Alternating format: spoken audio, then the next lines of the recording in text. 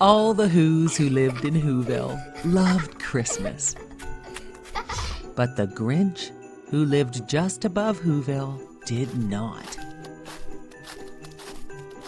No one knew why the Grinch hated Christmas. Maybe because his head was not screwed on right. His shoes, perhaps, were too tight. But most guessed it was that his heart was 2 sizes too small.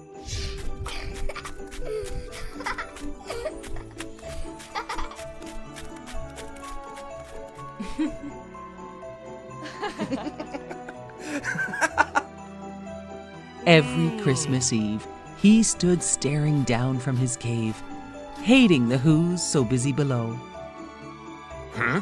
Planning their Christmas day coming just tomorrow. I must find a way to stop Christmas from coming, the Grinch growled. He knew if he did not stop Christmas from coming, the children would make so much noise with all their new Christmas toys. And then all the Whos would sit down to their Christmas feast. And after their feast, they did something the Grinch liked the least of all. All the Whos in Whoville would stand close together, with all the Christmas bells ringing. They would stand hand in hand and they would all start singing. I must stop Christmas from coming. He then got an idea. He made a Santa Claus hat and coat and dressed up just like Saint Nick. He took his dog Max and tied a big horn on his head to make him look like a reindeer. He tied Max to an old sled and loaded some sacks, and they traveled down the mountain towards the town of Whoville.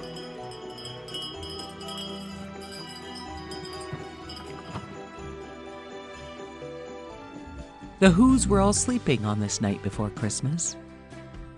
But as they lay asleep, the Grinch slithered down chimneys and he took all the stockings and all the presents. He then went to the fridge to take all the Whos' feast. He took the Who pudding and even the roast beast. He took all the extras and even their last can of Who hash. He then took all the stuff and threw it up the chimney with glee. And then he even stuffed up the tree. He then heard a small sound and turned to see little Cindy Lou who was not more than 2. She asked the Grinch, "Santa Claus, why are you taking our Christmas tree?" The Grinch thought up a lie and told Cindy Lou a light was broken and he was taking the tree to his workshop. Then he would return the tree all fixed up. Cindy Lou smiled and went back to bed. He then stuffed the tree up. He even took a crumb so there was nothing even for a mouse. He did the same thing to every Who house and then packed up his sled. He raced to the top of Mount Crumpet where he would dump all the Whos' Christmas goodies.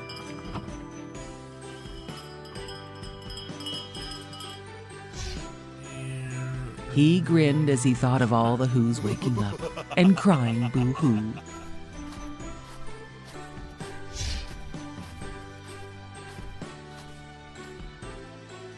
The Grinch put his hand to his ear to listen to the Whos boo-hooing. What he did hear was quite a surprise. He heard the Whos singing. Every Who was singing, even without all their presents. The Grinch had not stopped Christmas at all. The Grinch then realized Christmas does not come from a store. He then realized Christmas is so much more. And what happened then in Whoville, they say, is that the Grinch's small heart grew 3 sizes that day. And the minute his heart grew, he raced back towards Whoville with all the presents and toys and all the food for the feast.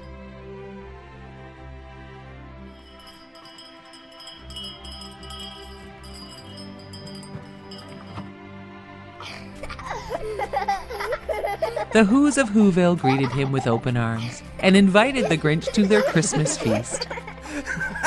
And as the Grinch sat beside Cindy Lou Who, he carved the roast beast. The end.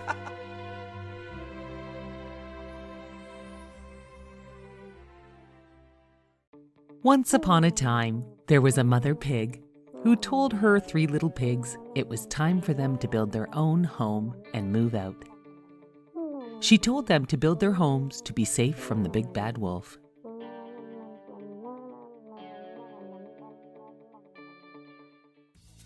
The first little pig bought some straw and built his house. Soon enough, a wolf came along and knocked on his door. The wolf asked, little piggy, let me come in." "Not by the hair of my chinny chin chin," answered the little pig. "Then I'll huff and I'll puff and I'll blow your house down." And the wolf blew down the little piggy's straw house. The second little pig built a house made of sticks. Along came the wolf, who said, little piggy, let me come in." "Not by the hair of my chinny chin chin," said the little pig. "Then I'll huff and I'll puff and I'll blow your house down," said the wolf. The wolf blew down the stick house. The third little piggy made a house of bricks. He built a very strong house. Soon enough, along came the wolf. He knocked on the pig's door and said, little piggy, let me come in." "Not by the hair of my chinny chin chin," said the pig. "Then I'll huff and I'll puff and I'll blow your house down," said the wolf. So the wolf huffed and he puffed, but he could not blow down the strong brick house.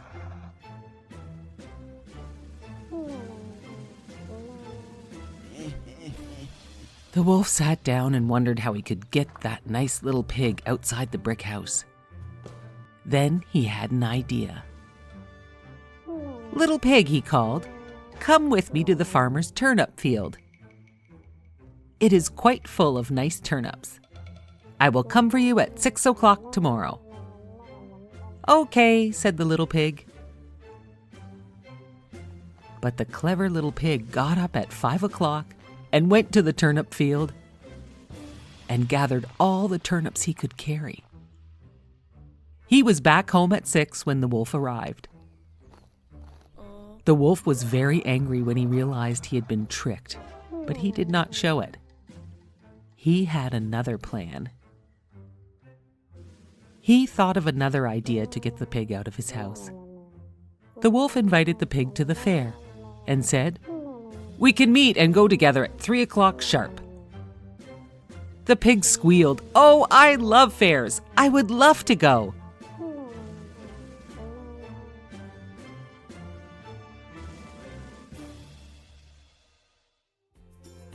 The little pig slipped out early to the fair and had a wonderful time, playing games and eating cotton candy. He even bought a nice new barrel to collect his rainwater.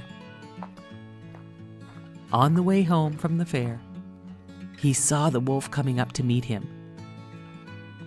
The little pig climbed into his new barrel to hide. The barrel began to roll and rolled right past the wolf.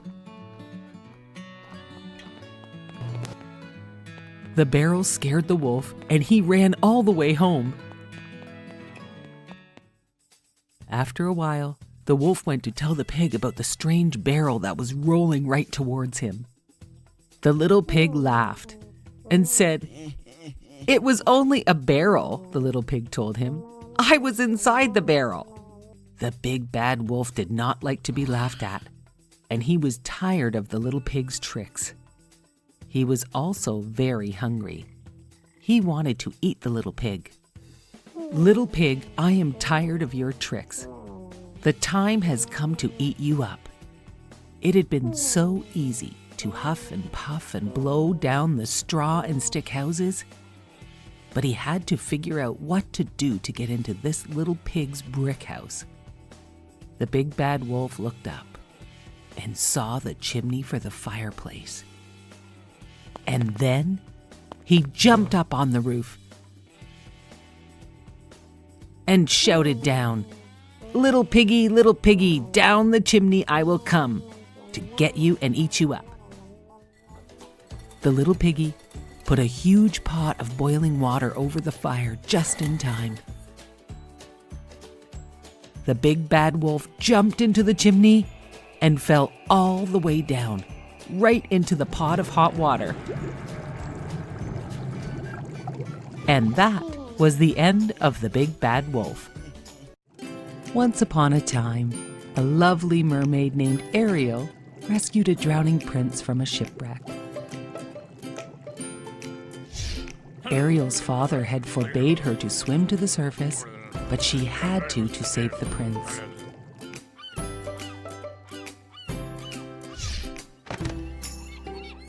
Ariel wanted to be part of the human world so badly.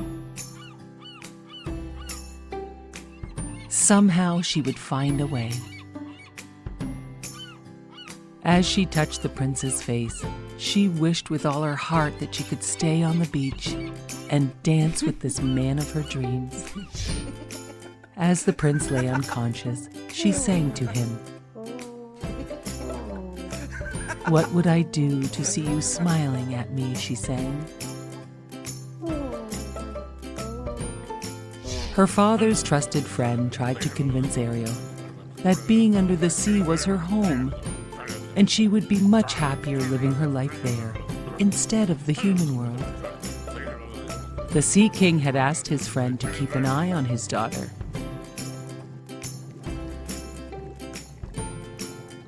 But despite all the king's friend's efforts, he could not convince her because she was in love with the prince. The fish, her only best friend, was the only one who understood her. Her fish friend surprised Ariel with a statue of the prince that had sunk with the shipwreck. "Oh, thank you so much, my friend," Ariel said. "The statue looks exactly like him." Just then, her father, the Sea King, found Ariel in her secret grotto with her collection of things from the world above the sea. He destroyed all of her treasures in an attempt to protect her from the dangers of the human world. Ariel was so upset. Oh no. She sought out the help of the Sea Witch. The Sea Witch made a deal with Ariel. In exchange for the mermaid's voice, the witch would transform Ariel's mermaid tail into legs. The Sea Witch told Ariel she would remain human only if she received a kiss of true love before the sunset on the third day. As Ariel wiggled her newly found toes, the Sea King's trusted friend knew he had to tell the king. But he knew Ariel would be so sad as a mermaid. The king's friend agreed to help Ariel find the prince. Ariel's seagull friend helped her find a dress, and it wasn't long before the prince arrived. "You are the one!" he exclaimed. "The one I have been searching for!" Ariel nodded but could not speak. "But the girl who rescued me had the most beautiful voice," said the prince. "Perhaps you are not the girl I have been searching for." Still, the prince helped her to the castle, and they had dinner that night. Ariel made the prince laugh for the first time in weeks. He showed her around his kingdom the next day and was enchanted by her enthusiasm for everything, from horses to puppet shows. The prince thoroughly enjoyed Ariel, and that night they went for a quiet, romantic boat ride. As the prince leaned in to kiss Ariel, the Sea Witch made her pet eels tip the boat.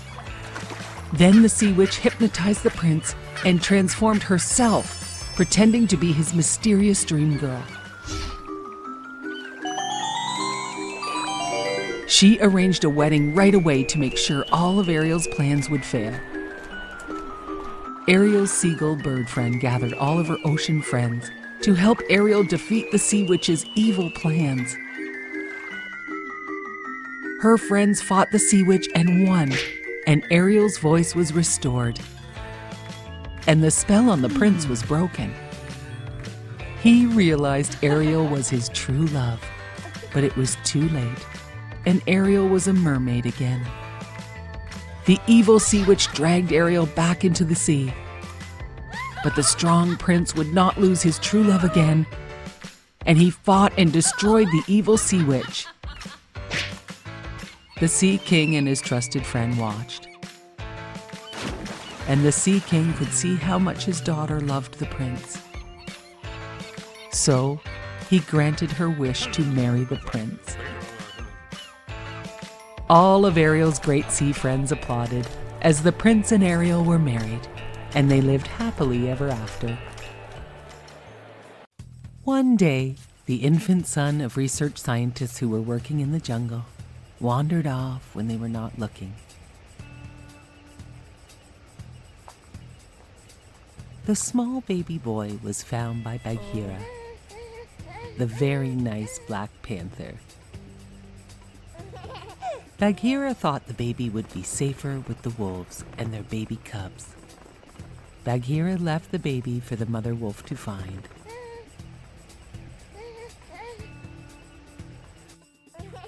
The mother wolf named the boy Mowgli, and they agreed to raise the boy with her wolf cubs. Mother wolf always worried about Shere Khan, the great tiger, coming to take the child away from them. Bagheera taught Mowgli the rules of the jungle and everything he needed to know about all the animals. Bagheera was always there to protect him. The wolves told Bagheera he must take Mowgli back to the human village, where he would be safe from Shere Khan. Bagheera agreed to take Mowgli to the human village. But when he tried, Mowgli got very upset and said he wanted to stay in the jungle with all his animal friends. Mowgli ran off deep into the jungle, where he met a nice new jungle bear friend named Baloo. Baloo and Mowgli played and had a great time. They met some monkeys and their king, who wanted to know how to make fire. Bagheera caught up with Baloo and Mowgli and said they had to get Mowgli to the village. But Mowgli ran away again. He wanted to stay in the jungle. Bagheera and Baloo searched for Mowgli. But the fierce tiger Shere Khan had found Mowgli first. Mowgli, who had grown up around animals his whole life, was not the least bit afraid of Shere Khan, the great tiger. This made Shere Khan very angry. Shere Khan bared his great fangs and let out a giant tiger roar and leapt towards Mowgli. Just then, Bagheera and Baloo arrived. Baloo the bear grabbed the great tiger by the tail and then threw him to the ground with a thud. Baloo had gotten there just in time to save Mowgli. Shere Khan lashed about trying to reach Baloo, but Baloo hung on tight to his tail. Shere Khan tried to shake Baloo loose and cracked his strong tail like a whip. Suddenly, a big storm rose up, and a huge lightning bolt hit a big tree and started a fire. Mowgli knew right away how to help Baloo with the fight against Shere Khan. Shere Khan was very afraid of fire. Mowgli took a branch that was on fire and he ran towards the great tiger. Shere Khan was so afraid of the fire in Mowgli's hand that he ran away deep into the jungle. Bagheera and Baloo cheered. They both knew they would never see Shere Khan around their jungle parts again. Mowgli, Bagheera, and Baloo promised they would never be parted by anything again. They would always be best friends, no matter what. Just then, at the edge of the jungle river, Mowgli saw something he had never seen before. It was a beautiful girl. The beautiful girl was getting water just outside the man's village edge by the river. Bagheera and Baloo were sad, but only for a few moments, as they knew Mowgli had to leave to go to the man village with the girl. They both knew it was the right thing for Mowgli to do. They both saw Mowgli smile as he helped the girl with her water jugs at the river's edge. Then Mowgli waved as he headed towards the man village with the girl. Mowgli's friends knew it was where Mowgli really belonged. They would always be friends no matter where they all lived. Bagheera and Baloo knew they had done the right thing by helping Mowgli find his way safely to his new home, and they all lived happily ever after.